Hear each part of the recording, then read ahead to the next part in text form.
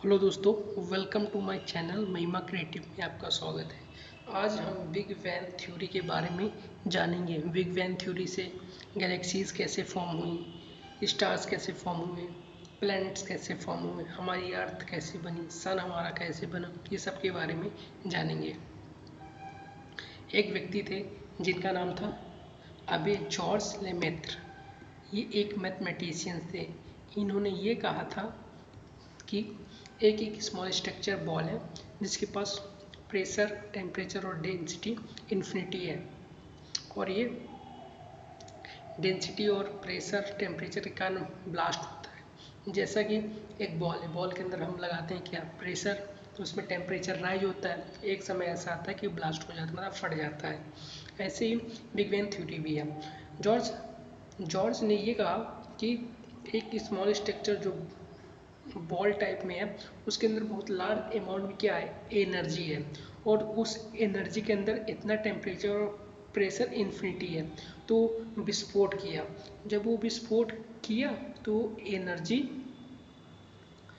Distribute हुई। जब वो एनर्जी जस्ट लाइक दैट, इस तरह क्या हुई, डिस्ट्रीब्यूट हुई।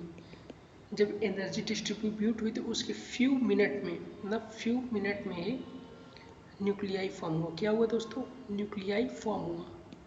अब न्यूक्लियाई क्या है,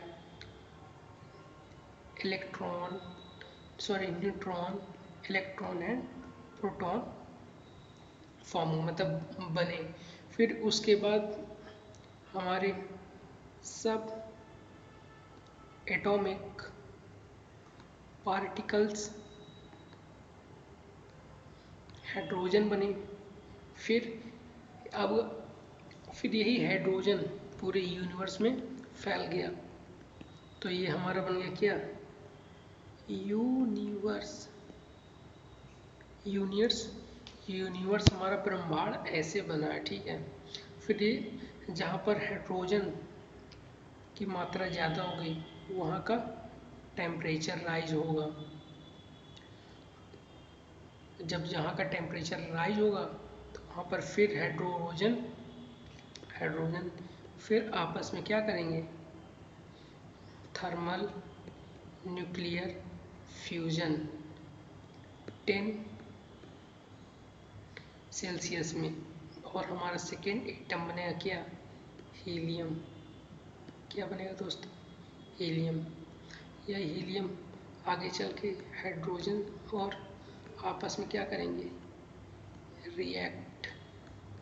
रिएक्ट करने से हमें यहाँ से मिलेगी क्या, हीट एंड लाइट।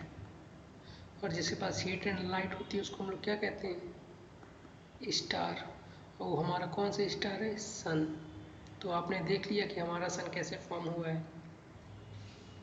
आइए दोस्तों, अब हम इस डायग्राम के थ्रू से समझते हैं कि बिग बैंग थ्योरी एक्चुअली है क्या। ये एक काल्पनिक है, कि ऐसा नहीं कि ये ऐसे ही हुआ हो।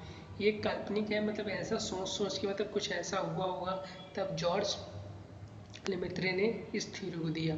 उन्होंने ये कहा कि जब बिग बैंग थ्योरी में विस्फोट हुआ तो उसमें से हाई एनर्जी पार्टिकल्स निकले। जब पार्टिकल्स निकले तो आपस में वो रिएक्ट किए, रिएक्शन किए, और उसके फ्यू मिनट में एक न्यूक्लियाई फॉर्म हुआ जिसमें न्यूट्रॉन, इलेक्ट्रॉन एंड प्रोटॉन। और फिर 3 लाख ईयर्स के बाद एक फर्स्ट एटम्स फॉर्म हुआ जिसको हम कहते हैं क्या, हाइड्रोजन। और यही हाइड्रोजन की मात्रा, जहाँ पर बहुत ज़्यादा मात्रा में हाइड्रोजन एग्जिस्ट होगा तो वहाँ का टेम्परेचर राइज होगा, और जब टेम्परेचर राइज होगा तो वहाँ पर आपस में थर्मो न्यूक्लियर फ्यूजन करेंगे, और उसको करने के बाद हीलियम बनेगा। और जब हीलियम बनेगा, यही हीलियम फिर अगेन हाइड्रोजन के साथ रिएक्ट करेगा, और रिएक्ट करके क्या बनाएगा, स्टार। और फिर हमारा फ्यू हंड्रेड मिलियंस ईयर्स के बाद हमारे स्टार एंड गैलेक्सी फॉर्म हुए। फिर फ्यू बिलियंस ईयर्स के बाद expansion of the universe begins to accelerate. मतलब कि जब हमारे गैलेक्सीज और स्टार बन गए उसके फ्यू मिलियंस ईयर्स के बाद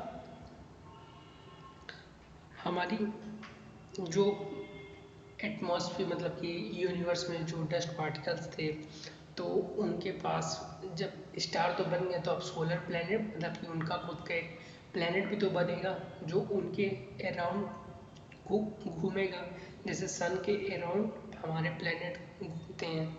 तो यहाँ से प्लैनेट बनना स्टार्ट हुआ। फिर 9 बिलियंस ईयर्स के बाद हमारे प्लैनेट्स कंप्लीटली बन गए और उसमें हमारा क्या था, अर्थ। फिर ये अर्थ जब ये हमारे प्लैनेट बन गए तो फिर 10 बिलियंस ईयर्स के बाद लाइफ आई अर्थ में, जहाँ से पहले ऑर्गेनिज्म बने, सेल्स, टिश्यू, फिर जाके कहीं इंसान आए। फिर 13.7 मिलियंस ईयर्स के बाद हमारी अर्थ ऐसी दिखती है, कैसी, blue at a present time. But एक समय ऐसा भी आएगा जब हमारी अर्थ ब्लैक दिखेगी। लेकिन ब्लैक क्यों दिखेगी? ब्लैक इसलिए दिखेगी क्योंकि जो हमारा सन है ये 20 बिलियंस ईयर्स के बाद जो यहाँ पर हाइड्रोजन और हीलियम में रिएक्शन हो रहा है ये स्टॉप हो जाएगा।